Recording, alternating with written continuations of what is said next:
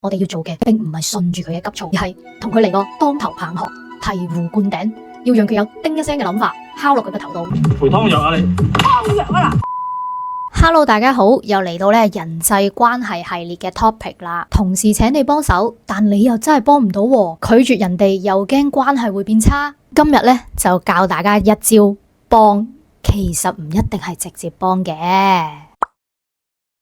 喂，你可唔可以留低一陣幫我印埋份嘢先啊？唔好意思啊，我今晚真係唔得啊。你一係試下搵 Peter 啊，佢今晚返夜更啊嘛。係喎，你唔講我都醒唔起添。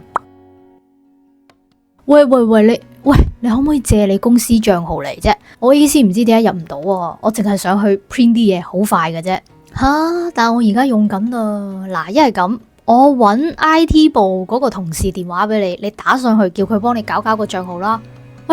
又好啫。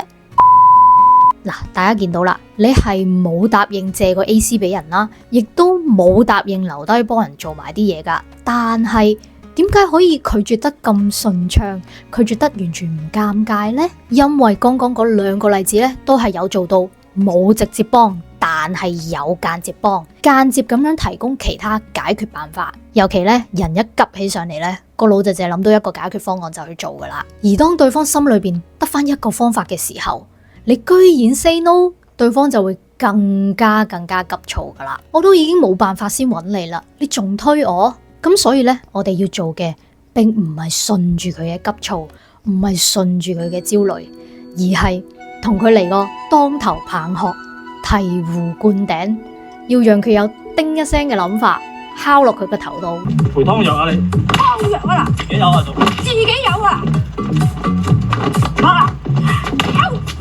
話俾佢知，其實呢個世界仲有方案2啦、方案3啦、方案4可以幫到你㗎，師兄。咁當佢知道有其他解決方法嘅時候佢自然就唔會再 focus 咗喺嗰一個被否決咗嘅辦法嗰度噶啦。咁總結一下先，拒絕人又唔會令對方唔舒服嘅第二招叫做提供其他解決方法。之前仲拍咗一招噶，大家未睇，快啲去睇翻啦。既然有第一，又有第二招，即係亦都會有第3、第4招啦。如果大家都想進修下你哋嘅溝通技巧啦、人際關係嘅理解咁你可以訂閱我嘅 channel， 撳個 like 支持下我噶。我係 Isa。